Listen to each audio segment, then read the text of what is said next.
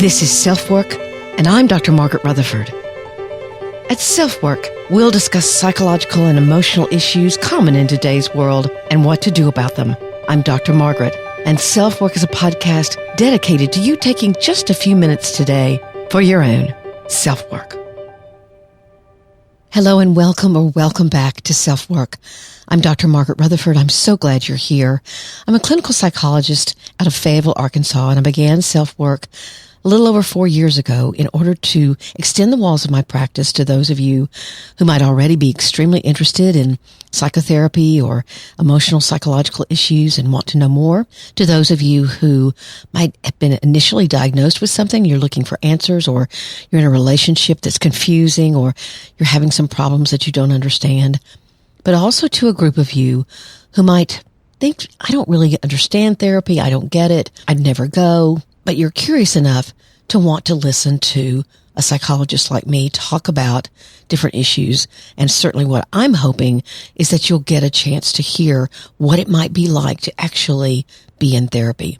Self-work isn't therapy, but it might give you a hint of what it would be like to be in therapy. So welcome to you all. Sometimes you don't know why, but you're drawn to someone or to their story. Adam Hill is one of those people for me. I'm not much into Twitter, but I'm on it, and I'd like some of his comments. They were endearing about his relationship with his kids. Although he was a doctor, he didn't seem to have drunk the Kool-Aid that so many doctors do. Now, I think that's a part of how they handle the very gruesome things they see. So certainly I forgive them, most of them, for that kind of detachment or even, at times, arrogance. Adam instead presented himself as a thoughtful guy, as well as being a doctor who trained as a pediatric oncologist at some of the finest schools and research centers the USA has to offer. And then came the fact that he's a recovering alcoholic. He'd written a book, Long Walk Out of the Woods, which when you read the book, you totally get that he's not simply talking metaphorically in the title, but quite literally, as he nearly ended his own life in a deep, sheltered place in the woods, where he had sought a place to die, or thought he did, until an unexpected call from his wife woke him up to the reality of what he was doing.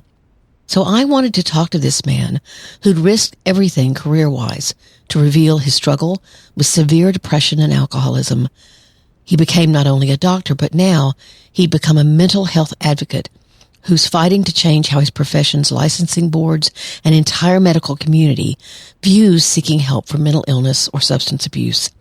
It's a huge problem within the military, with first responders like police officers, paramedics, with pilots and firefighters. If you reveal struggles, you'll not only be derided by others, but you may very well lose your status. What kind of chaos have we created in our culture?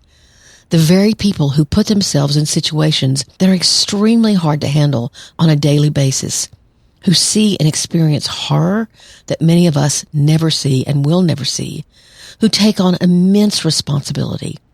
And yet, we expect them to not struggle or not talk about it, to not at times need to seek a place to heal. It makes no sense. None. You can tell I'm passionate about it. Adam's career definitely suffered, but he kept fighting on, and with the support of his wife, he stayed sober and held his head high.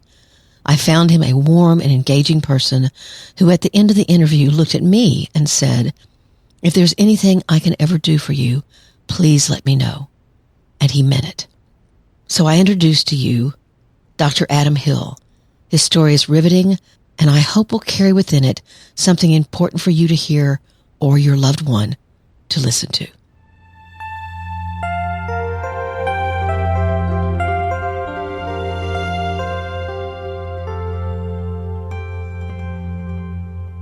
So, Adam, I want to thank you for being here. I really I read your book in almost one sitting, taking notes, and I was just enthralled with your story. Actually, one of my best friends, if not my best friend, is a recovering alcoholic. And so I've heard about her journey from a very, very personal standpoint. And I just was very touched by so much of your story, and know that SelfWorks listeners will be too. Can you tell us a little bit about what your book is about? The book is called The Long Walk Out of the Woods, a physician's story of addiction, depression, hope, and recovery. So tell us a little bit about, why you came forward with your story, what is important about this book for you especially? Yeah. First off, thank you for having me and taking the time to read my story. I deeply appreciate that. And It was beautifully written, by the way. oh, thank you. Thank you.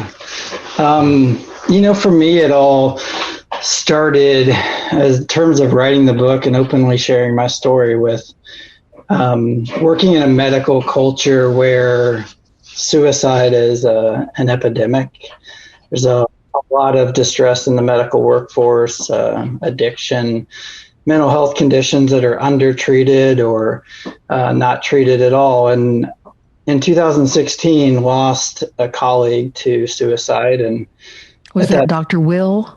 Yeah, and that actually being at the time my fifth colleague lost to suicide in my young career. And at that time, I'd been in recovery and working on myself and being successful in recovery, but hiding deep in shame with this piece of my story. And that was this spark, this impetus, this moment of feeling like I had so much more to give to people in their grief and their loss and their processing and their own recovery journeys that I wasn't giving back to other people. And it really fueled me to start opening up and sharing and speaking and creating spaces for other people, hopefully that they wouldn't feel so alone in their story. And that's, the book came out of initially therapy for me, to be honest. It was therapeutic, getting the words out of my head and moving forward in my own story. But it really evolved into hopefully a message of hope and just an island of reprieve for anybody who's struggling to know that they're not alone. I've written a book called Perfectly Hidden Depression and perfectionism and shame and all of that stuff. And as I was reading your book, I was going, yes, yes, yes, yes.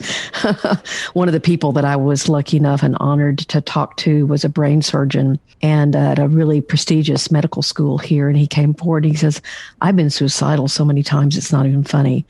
And it's just learning about people hiding like that. It's just... and I just think your story of coming forward is so important. Let's go back to the beginning for a second.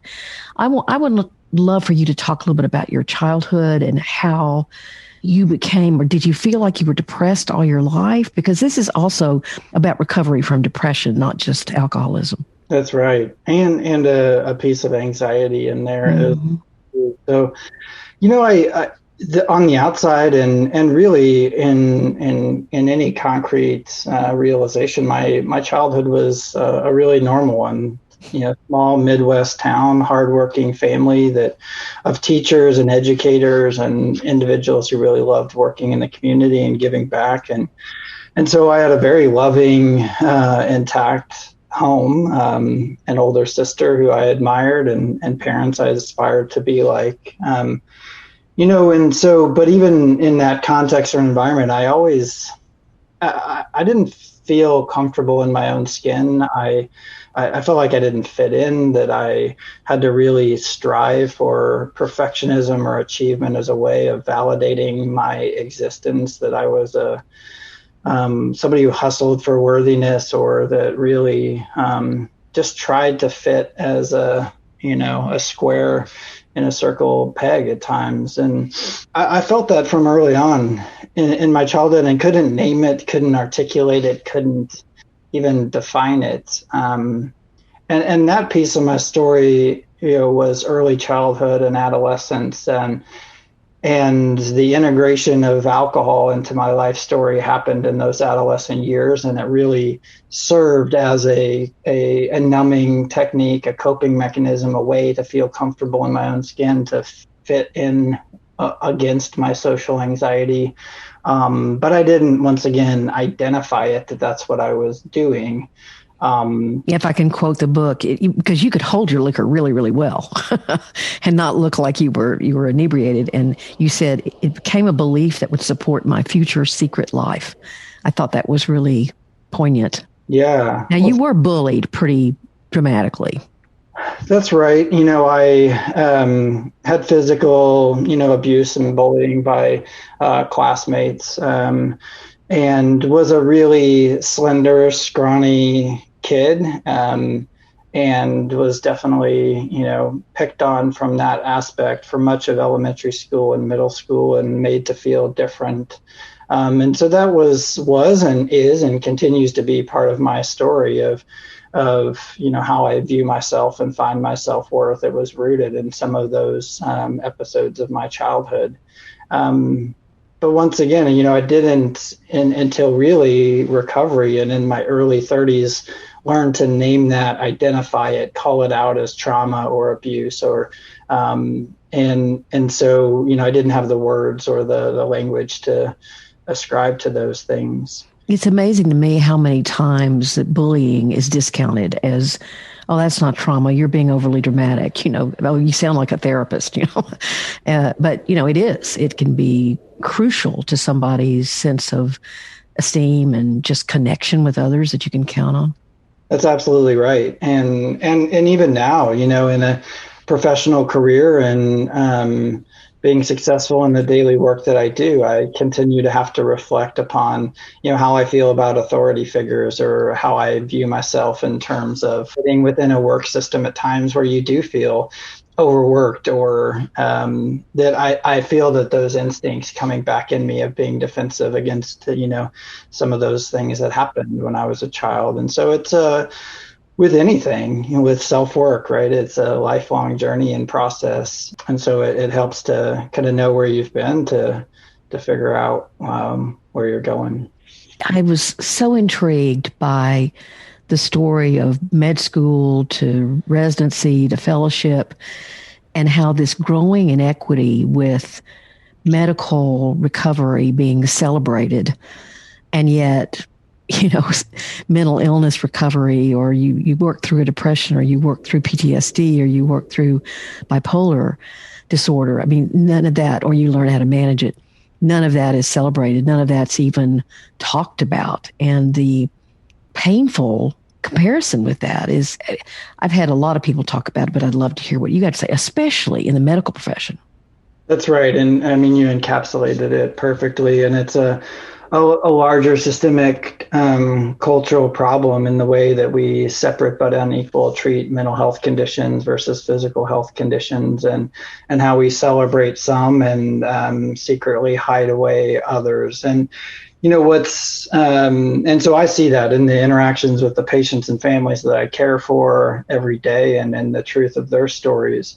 What's even more disheartening for me is, that it exists to a level within the medical profession when we're the ones, hopefully called to be into spaces of healing and hope and recovery, and that we know better, that the science, the pharmacology, the pathophysiology behind these mental health and addiction conditions, and yet we tend to stigmatize and stereotype and label and view from this soapbox lens of lesser than, or moral corruption, or right. The same ways that are self-defeating and create barriers and obstacles in the way for people actually to get the help that they need and deserve. And so that's what has been really also a huge part of writing my story, and hopefully breaking down some of that and having authentic normalization conversations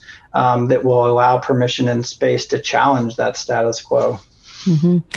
Gosh, two things. So many things are running through my mind. I want to share with you that my own mother had a prescription drug addiction, and she saw doctor after doctor who never asked her about the root or anxiety. They just gave her all these medications, and she finally became addicted to them herself. But I was so struck. I believe you saw this guy in medical school. I think his name was Reggie. Mm. Is that right? And he was describing the way alcohol made him feel. I wrote it down. It was release, relief, warmth, numb. I don't know why that stuck with me, but it did. And, it's almost as if you were sitting there going, I know exactly what he's talking about. And yet you were the doctor, And so it must have felt very strange. And obviously it grew to be something you couldn't tolerate anymore, this secret of these people that you were learning about, these addicts, and all the pejorative language that's used around them, and that yet you also were struggling with that. Yeah, I think you highlighted in sharing the story of your own loved one, that we all have different things in our lives and aspects of pain that, for most people, substance use disorder or alcohol use disorder is a way to combat the intensity of an indescribable pain of what's going on in your life. And most of the times it's viewed through that lens of a solution, right? This works to treat my underlying anxiety. It allows me to feel normal during the day. It allows me to not have these repressed feelings of PTSD or trauma or abuse to just bubble to the surface so that I'm non-functional. And so, with that lens, if you've been in that position and have a lived experience of addiction or addiction recovery, there's a lot of common threads in that. And what I felt and I identified, and I just knew that man. I knew Reggie before I'd ever met him, because the language he used, the words he chose, the way he romanticized his substance use made sense to me. It calmed his nerves. It allowed him to wake up every day to do a difficult job. And I just, once again, just felt like that's somebody who gets me. Yeah. And then that was really at a moment before I was in active substance use myself. Oh, really? It was, yeah. So this was just those feelings, not even I was in, what happened then 5-7 years later of really daily active alcohol use.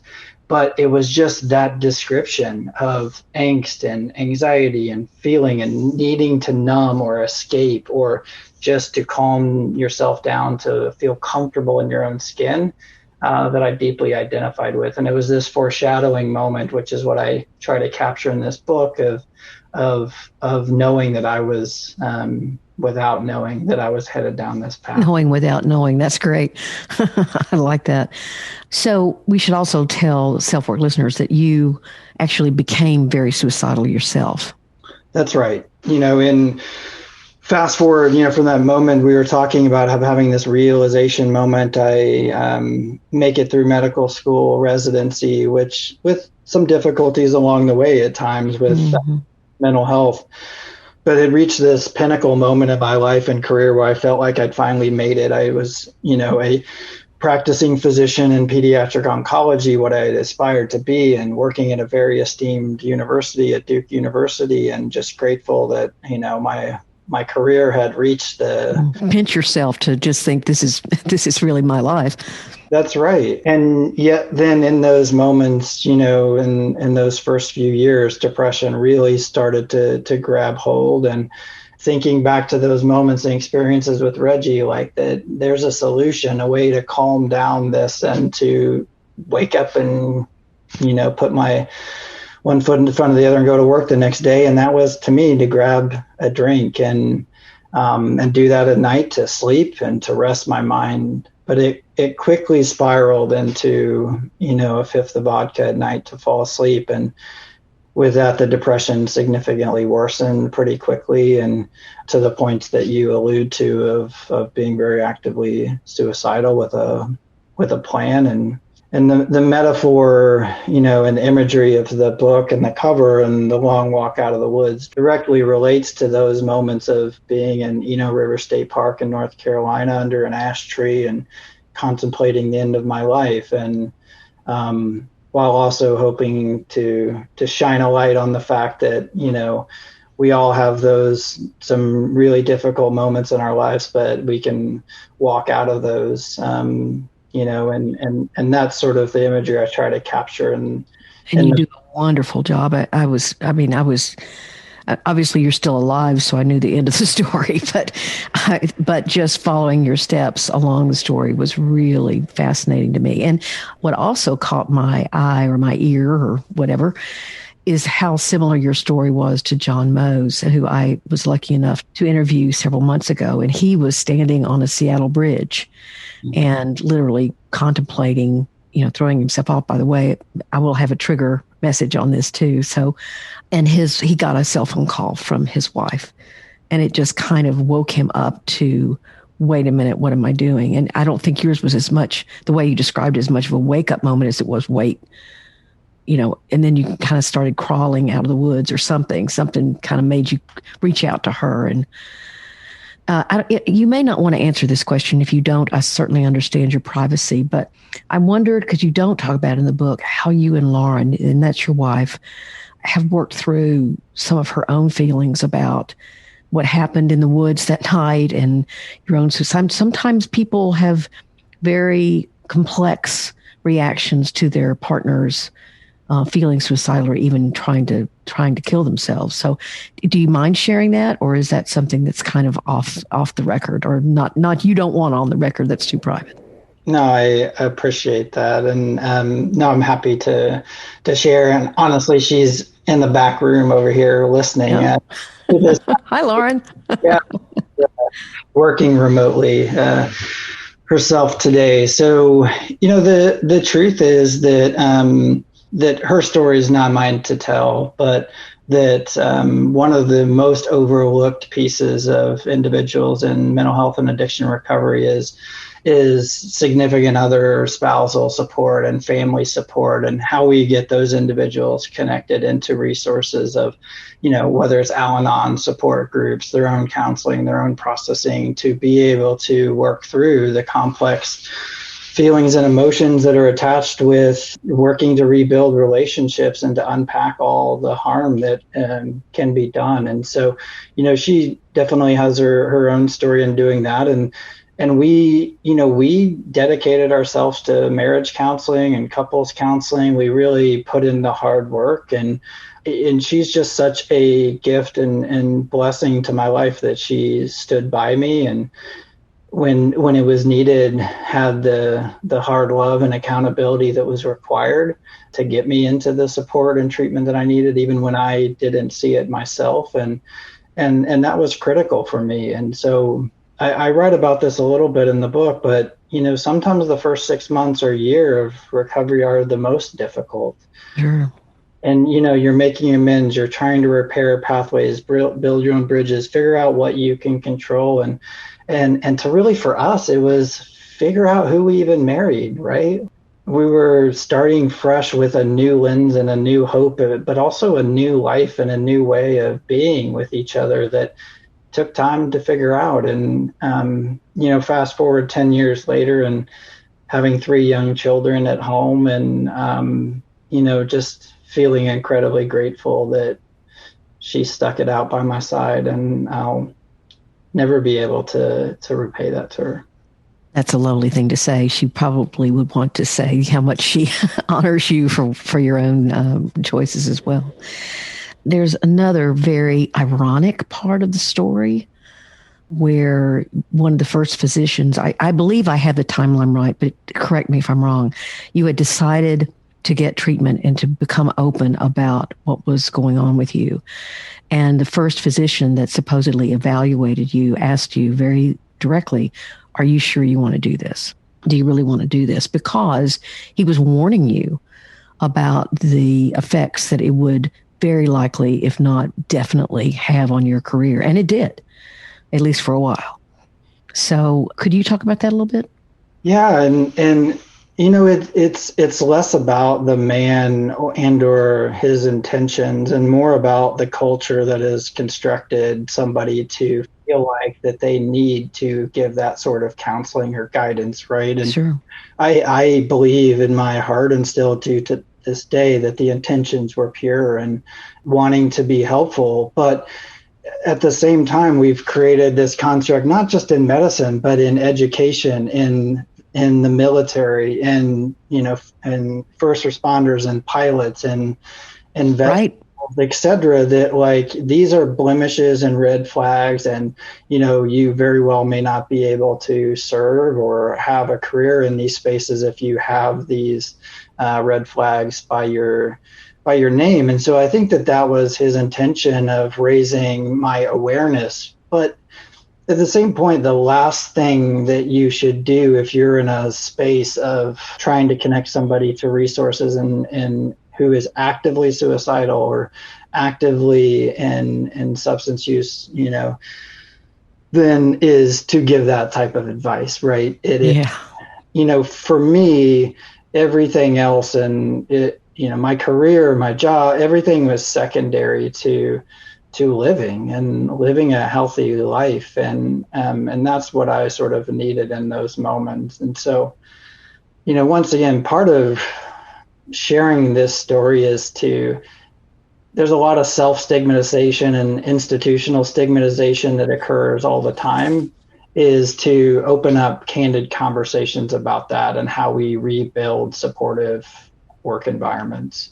Yeah. Well, I thought it was a powerful part of the story. I also, for the knowledge of whoever's listening, even a psychologist, when I get my license renewal, there are questions about, have you sought mental illness, or have you sought mental illness? Have you sought mental health treatment?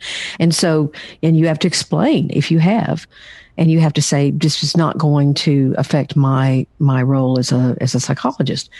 But, it can be called into question for sure. So it's very interesting. I understand on one level, but I've also had first responders.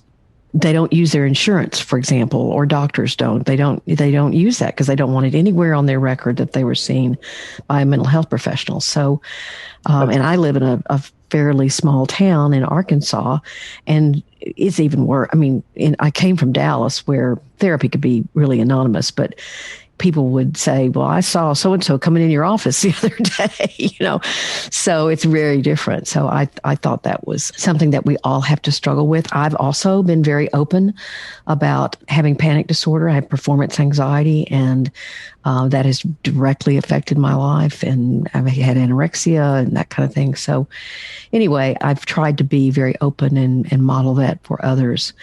And all the while thinking, am I going to lose my practice because I've got on social media and said I have panic disorder? Even though it was somewhat irrational, it was like, well, heal thyself kind of thing. Yeah. And you're right. And, all of that is true and exists in some aspects. And I also think that there's just a lot of fear-based culture that around that, where, I personally, I know that once again, there are war stories out there, but, don't know any of my friends who have been on Zoloft and sought depression treatment that work in a medical workforce that, have ever not been able to, get a job. Right. And so, addiction is definitely a different, is treated through a different lens. But one of the things I'm most proud of here in Indiana and in the institutions that I work is, one, I was on this small committee, and as a alcoholic in recovery, invited to sit on this 10-person task force to rewrite the substance use and diversion policy for our entire state and institution, that it was no longer criminality and termination and firing, but let's get this person into resources and help first. Yes. It's a huge major step in culture shift that we did a few years ago here at Indiana University. And just recently, to your point about those questions that come up on, job applications, that we removed all the mental health and addiction questions from every licensing and credentialing, for our job application process, which was a 4-year process to get to this point. Wow. But, I was able to spearhead and be the chair of this committee that led that. And just in the last few months, it's been approved and rolled out. And it's just, I think that those are the things, hopefully on a policy level, that can really affect change, so that people won't feel that they have to not use their insurance and hide this away, but can seek treatment very openly. That's very exciting. So I started SelfWork because I was trying to help educate people about what talking with a therapist would be like. And so, whatever, at least, what I'm like. And so what was helpful to you about therapy? I've been blessed to have some really wonderful therapists in many different states as my career has moved around. And I, first and foremost, I'm very privileged, not just as a white male physician, but is also somebody who has access to resources and can utilize therapy in a really continuous way. And so I, first of all, always like to acknowledge that, because we have such a poor national infrastructure to be able to support and get the resources we need of mental health services. My dad was a mental health counselor for 40 years in a small town, and I saw it break from the inside out with funding over his career. So sorry for that tangent, but to set it up, it's okay. To say, that therapeutic relationship, especially for somebody who works in really emotional, salient, powerful, sometimes just utterly heartbreaking, traumatizing moments of death and loss and tragedy, that for me, it helps to be able to pour that out in a safe space where I have an objective lens to help me reframe, what I'm feeling, what I'm experiencing, to help me really build my own self-awareness of what's happening around with my behaviors. And I've just learned so much about who I am and how I see the world around and how I interact. And it really challenged me to continue to do the hard work of progress, not perfection. And so, I love that. If nothing else, it's a safe space that I can scream into a pillow for an hour, and that's helpful too. Mm-hmm. Certainly during the pandemic, I have several medical professionals as patients, and they have really had to do that emotional work that you're talking about to a much larger scale than they have had in the past. So I appreciate those comments, and perhaps those of you who are in the medical profession currently will think about seeking therapy, because it really can be a place where you can, how would you say it, where you can begin to release some of those emotions. Is that what you would say? Yeah, that's very fair. And we just don't do well enough or have supportive or crafted environments to be able to do that consistently in real time. So it's good to have that, and really, I think, necessary. And I always counsel that everybody who works in medicine should go to therapy. And that's what I always lecture and preach and teach our students. But, it's one thing to preach that. It's another thing to show that through vulnerability and authenticity and practice it, right? And so I try to do more of the latter. In the little memo I sent you, I told you that twice a year I do a little 1.5 hour presentation on therapy to medical students. And I can always tell the people who have already started down that path of, I don't do emotions, they are as tuned out as they possibly can be, to what I'm trying to say to them. Anyway, it's just amazing that it starts happening that soon in medical training. It's actually sort of ingrained in the culture and taught that way, to be tougher, to grind, to move on to the next thing, to bottle, don't get too emotional in front of your patients, right? And so it's actually sort of inherent and for a long time into how we're told to practice. Yeah. I would love, and this maybe it's not pertinent necessarily to your book, but I mean, this strong message, but I would love for you to talk about what you do. You're a palliative oncologist, kind of care physician. I probably didn't label that correctly. Yeah. So two scopes of practice. Initially, I was a pediatric oncologist, so took care of children living through cancer. I pivoted my career about 7 years ago to really focusing on pediatric palliative care, which in essence is helping patients and families live the best quality life possible when they may be facing a life-limiting medical condition or an acutely life-threatening one. And so it takes on a lot of different actual roles of helping families make decisions, just feel supported in the decisions they make, sometimes treating pain and symptoms and helping them figure out what their goals are, what we can accomplish together, knowing what they're going through with their medical condition. So it's really, to me, beautiful, inspiring, often difficult, and emotionally, you have to be emotionally available in the job every single day, but it's deeply rewarding to have the privilege of being in that space when somebody is navigating some of the most difficult times in their lives and being able to show up and try to make a difference in that, to me, is really purposeful work. Some of the stories you tell about specific children that one wanted to say goodbye to you. I think his name was Nick. Do I have that correct?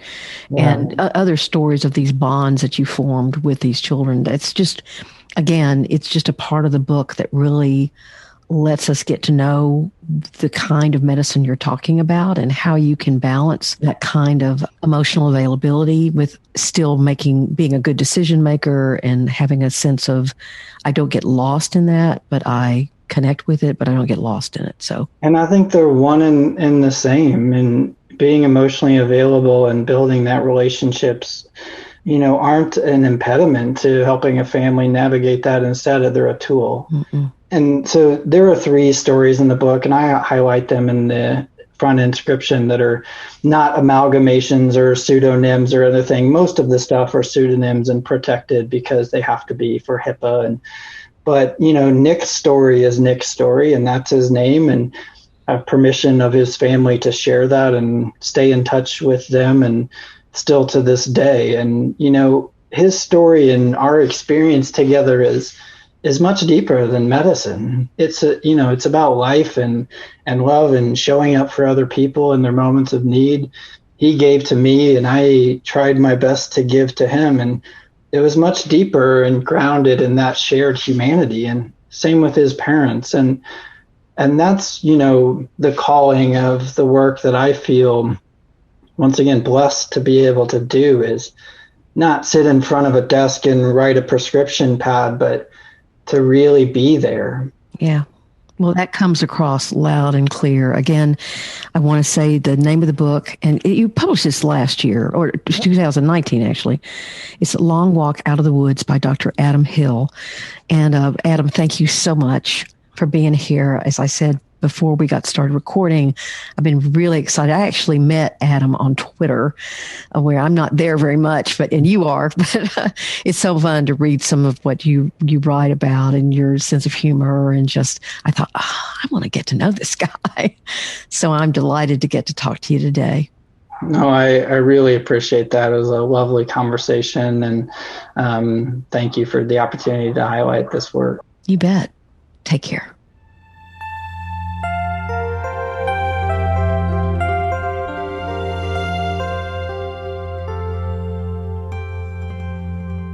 I know you're just as impressed with Adam as I was and still am after this interview.